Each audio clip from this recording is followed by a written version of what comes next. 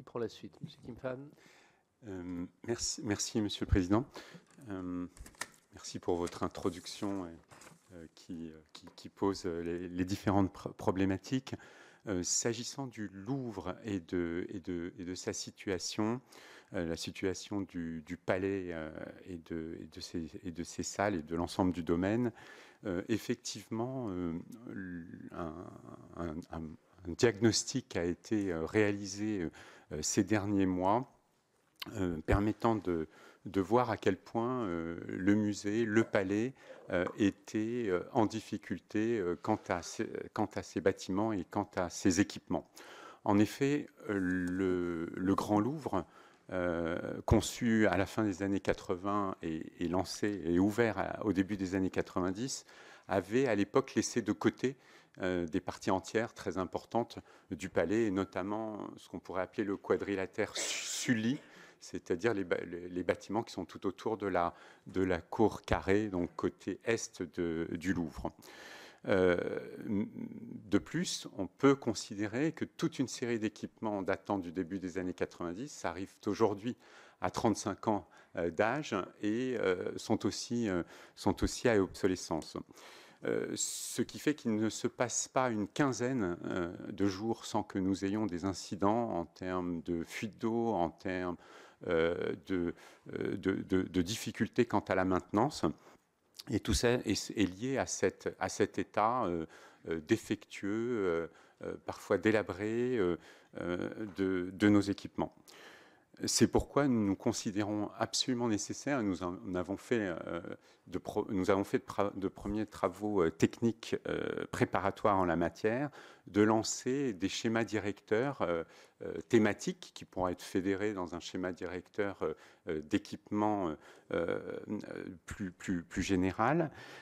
Et ces thèmes peuvent être aussi bien la sûreté, l'électricité, le chauffage et la climatisation, les huisseries, et on pourrait même parler plus généralement d'un véritable plan climat, puisque il nous faut dans ce bâtiment ancien et qui a traversé les siècles, gérer les problèmes de température, d'hygrométrie pour les œuvres, et ceci dans une logique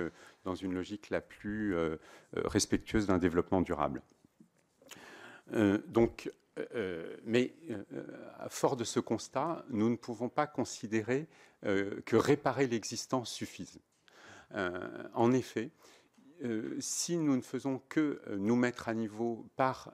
et nous mettre à jour par ces différents schémas directeurs techniques, on peut considérer qu'à peu près tous les 15 ans, on retrouvera les mêmes problèmes et qu'il faudra relancer ces mécaniques de schéma directeur sans résoudre les sujets de manière structurelle. C'est pourquoi Laurence Descartes, la présidente directrice du Musée du Louvre, a cette réflexion depuis un certain nombre de mois, a pu en échanger avec la ministre de la Culture et avec le président de la République, l'idée d'une véritable révision de notre approche des publics et de la présentation de nos collections, par de nouveaux accès, et notamment une nouvelle entrée côté Est, face à la colonnade de Perrault et Levaux, acte architectural magnifique du XVIIe siècle, une nouvelle entrée qui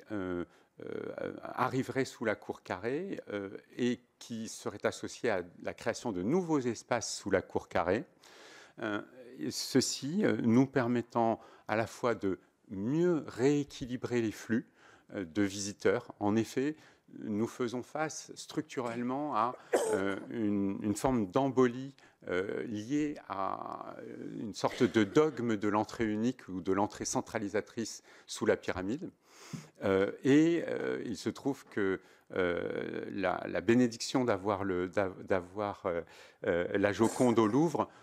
est aussi une difficulté dans le traitement des flux de visiteurs, puisque 80% et plus de nos visiteurs veulent voir la Joconde, et c'est aussi un facteur de congestion des flux de visiteurs. Il est important pour nous de rééquilibrer ces flux entre l'Est et l'Ouest, et de réfléchir également à une nouvelle localisation de la Joconde dans ces nouveaux espaces sous la cour carrée qui seraient créés.